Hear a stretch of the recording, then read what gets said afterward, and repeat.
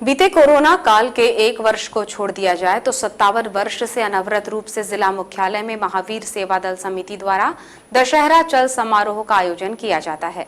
इस वर्ष 58वें वर्ष में भी दशहरा चल समारोह को लेकर महावीर सेवा दल समिति ने तैयारियां आरंभ कर दी हैं। दशहरा चल समारोह का मुख्य आकर्षण 40 किलो मुकुट को धारण कर भगवान हनुमान का स्वरूप इस बार समिति सदस्य शिवम सचदेवा कर रहे हैं। दशहरा चल समारोह में हनुमान का स्वरूप धारण करने वाले किसी भी युवक के लिए ये कठिन तपस्या है, जिसके लिए साधक को ब्रह्मचर्य के साथ ही कठिन नियमों का पालन करना होता है ताकि साधक सच्चे मन से भगवान हनुमान का स्वरूप धारण कर परंपरा का निर्वहन कर सके। इस बार दशहरा चल समारोह में श्री राम भक्त भगवान हनुमान के स्वरूप धारण करने का सौभाग्य युवा शिवम सचदेवा को मिला है, जिसकी तपस्या दशहरे के 40 दिन पहले से प्रारंभ हो गई है। दशहरे के 40 दिन पहले से साधक ब्रह्मचर्य का पालन करते हुए नए श्री राम मंदिर में भगवान श्री राम और हनुमान जी की साधना में जुटे हुए हैं। इस दौरान साधक को दोनों समय दौड़ने का अभ्यास करना होता है, वहीं पूरे दिन पाठ भी किया जाता है। महावीर सेवा दल समिति के वरिष्ठ किशन लाल बत्रा और कुलदीप गांधी ने बताया कि बीते कोरोना काल के बाद इस वर्ष कोविड नियमों का पालन करते हुए दशहरा चल समारोह मनाए जाने का निर्णय लिया गया है, जिसके चलते इस वर्ष दशहरा चल समारोह उत्साह उमंग के साथ निकाला जाएगा। दशहरा चल समारोह में भगवान श्री राम की शोभा यात्रा के साथ ही उनके भक्त जीवंत हनुमान स्वरूप को धारण करने का सौभाग्य इस वर्ष समिति के सदस्य शिवम सचदेवा को मिला है, जो इस वर्ष हनुमान स्वरूप धारण करने के लिए कठिन तप कर रहे हैं। परंपरानुसार भगवान हनुमान का स्वरूप धारण करने वाले साधक नवरात्र की प्रथमा को नए श्री राम मंदिर से अपनी सेना के साथ पुराने श्री राम मंदिर स्थित भगवान हनुमान को चोला चढ़ाने जाते हैं। जिस परंपरा का निर्वहन करते हुए साधक शिवम सचदेव अपनी हनुमान सेना के साथ पुराने श्री राम मंदिर पहुंचे, जहां उन्होंने भगवान श्री राम के साथ ही भगवान हनुमान का पूजन अर्चन कर उन्हें चोला चढ़ाया। इस दौरान महावीर सेवा दल समिति पदाधिकारी, सदस्य और हनुमान सेना सहित भक्तगण उपस्थित थे। यहाँ भगवान हनुमान को चोला चढ़ाने के बाद साधक अपनी सेना के साथ नए श्री राम मंदिर पहुंचे, जहां अब वो पूरे दशहरे तक और कठिन तप करेंगे ताकि दशहरा चल समारोह में वो हनुमान स्वरूप को किए गए तप से पूरा कर सकें। इसकी बहुत कुछ प्रक्रियाएं रहती है। सर्वप्रथम ब्रह्मचर्य का पालन, तत्पश्चात नियम धर्म से रहना,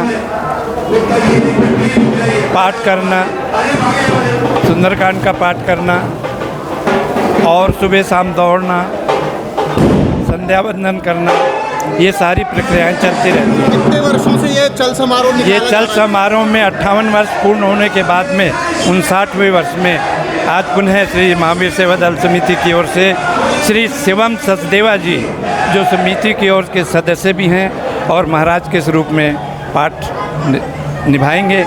सभी की शुभकामनाएं साथ में रहे। कितने दिनों तक उनको मंदिर में रहकर ये 11 दिन रखना पड़ता है? 11 दिन तक मंदिर में ही रहना पड़ता है और सुबह शाम संध्या वंदन आरती चलती रहती है। और सबसे बड़ी बात यह है कि सबकी शुभकामनाएं रहें, तभी ये कार्य पूर्ण होते हैं। ऐसी मैं मंगल कामना करता हूँ। आप सभी का पूर्ण आशीर्वाद पूरी जनता जनार्दन का, बालाघाट की जिले का चाहता हूँ। न्यायालयीन कार्य से विरत रहकर जिला मुख्यालय सहित लांजी, बैहर और कटंगी में अधिवक्ताओं ने राज्य अधिवक्ता परिषद के आह्वान पर जिला अधिवक्ता संघ के नेतृत्व में प्रतिवाद दिवस मनाया। प्रतिवाद दिवस मनाते हुए अधिवक्ताओं ने न्यायालयीन कार्यों का बहिष्कार किया। हालांकि जिले में अधिवक्ताओं द्वारा मनाए गए प्रतिवाद दिवस शांतिपूर्ण रहा, लेकिन न्यायालय में चल रहे मामलों में अधिवक्ताओं के न्यायालय में पेश नहीं होने से पक्षकारों को परेशानी उठानी पड़ी।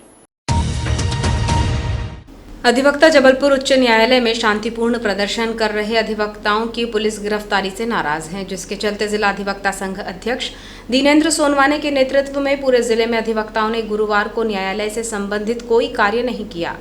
जिला अधिवक्ता संघ सचिव विकास श्रीवास्तव ने बताया कि जबलपुर जिला न्यायालय में गेट नंबर 1 से अधिवक्ताओं के प्रवेश को वर्जित कर दिया गया है, जिससे अधिवक्ताओं को परेशानियों का सामना करना पड़ रहा है, जिसको लेकर जबलपुर के अधिवक्ताओं द्वारा जिला एवं सत्र न्यायाधीश के समक्ष प्रस्तुत होकर गेट नंबर 1 से अधिवक्ताओं को प्रवेश दिए जाने का अनुरोध किया गया था, जिसे मना कर दिया गया, जिसको लेकर विगत 5 अक्टूबर को जबलपुर जिला न्यायालय के सभी अधिवक्ता साथी एकजुट होकर जिला न्यायालय परिसर में शांतिपूर्ण प्रदर्शन कर रहे थे, जहां पुलिस द्वारा कार्यवाही करते हुए न्यायालय परिसर में अधिवक्ताओं की गिरफ्तारी की गई, जिससे अधिवक्ता समुदाय के सम्मान को ठेस पहुंची है। जिस घटना को गंभीरता से लेते हुए मध्य प्रदेश राज्य अधिवक्ता परिषद के आह्वान पर आज 7 अक्टूबर को संपूर्ण मध्य प्रदेश में अधिवक्ता साथी न्यायालयीन कार्य से विरत रहते हुए प्रतिवाद दिवस मना रहे हैं, जिसके तहत बालाघाट में भी जिला अधिवक्ता संघ के नेतृत्व में प्रतिवाद दिवस मनाया गया, जिसके चलते किसी भी अधिवक्ता ने न्यायालयीन कार्यवाही में हिस्सा नहीं लिया।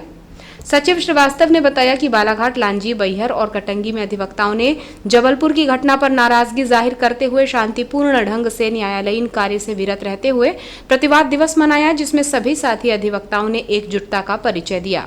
बालाघाट मुख्यालय में जिला अधिवक्ता संघ के नेतृत्व में राज्य अधिवक्ता परिषद के आह्वान पर मनाए गए प्रतिवाद दिवस में सभी अधिवक्ताओं ने एकजुटता का परिचय देते हुए न्यायालयीन कार्य नहीं किया और न्यायालयीन कार्य से विरत रहने की जानकारी देते हुए प्रधान जिला एवं सत्र न्यायाधीश को ज्ञापन सौंपा।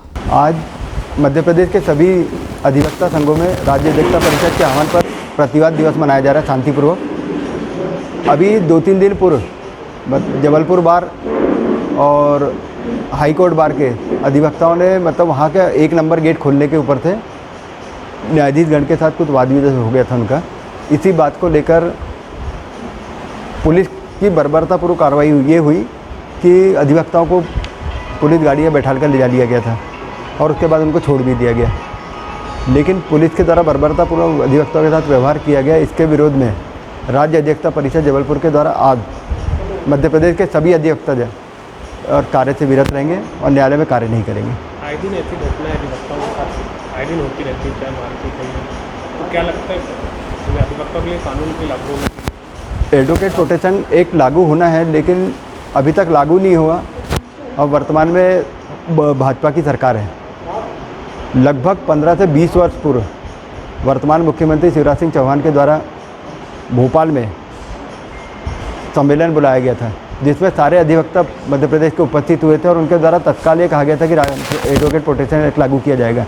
लेकिन आज दिनांक तक प्रोटेक्शन एक्ट लागू नहीं होना शर्मनाक बात है। जिले ही नहीं, आसपास के अन्य जिलों में भी मां सिद्धपाठ कालीपाठ का ऐसा विराट स्वरूप कहीं भी नहीं है और मां से भक्तों की आस्था कुछ ऐसी उम्मीद से जुड़ी है कि वे मां के दर्शन को हर समय चले आते हैं। मां कालीपाठ का ऐसा स्वरूप कब से विराजमान है, इसकी किसी को जानकारी तो नहीं है, लेकिन पुजारी छोटू पंडा के पिता भी मां कालीपाठ की सेवा करते थे। मां कालीपाठ की ऐसी मान्यता है कि जो भी सच्चे मन से मां को पुकार लगाता है, वो कभी खाली झोली लेकर वापस नहीं जाता है।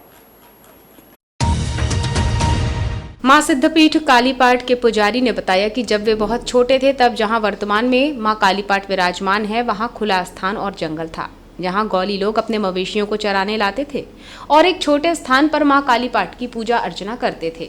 उन्होंने बताया कि मां का स्वरूप उस समय बहुत ही छोटा था, जिसके बाद धीरे धीरे मां की ख्याति फैलती गई और वर्तमान समय में उक्त स्थान पर ही मां कालीपाठ का भव्य मंदिर भक्तों के सहयोग से बनाया गया है और दूर दूर से मां के भक्त मां के दर्शन करने पहुंचते हैं।